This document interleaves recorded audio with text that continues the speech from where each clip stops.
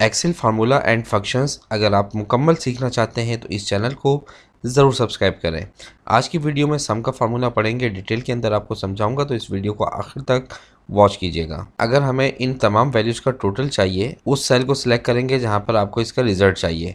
Select करने के बाद इक्वल, फर्स्ट वैल्यू सिलेक्ट किया आपने प्लस, सेकेंड वैल्यू सिलेक्ट की plus, third value plus, fourth value को सिलेक्ट किया प्लस एंड फिफ्थ वैल्यू को सिलेक्ट करने के बाद इंटर कर दिया। तो ये इन तमाम नंबर्स का टोटल आ गया। तो अगर आपके पास वैल्यूज़ बहुत ज़्यादा होंगी तो ये फार्मूला बहुत बड़ा हो जाएगा। सम का फार्मूला दूसरा तरीका यह है कि आपने टाइप करना है कीबोर्ड से इक्वल SUM सम ब्रैकेट ओपन और आपने तमाम वैल्यूज़ को सिलेक्ट कर लेना है।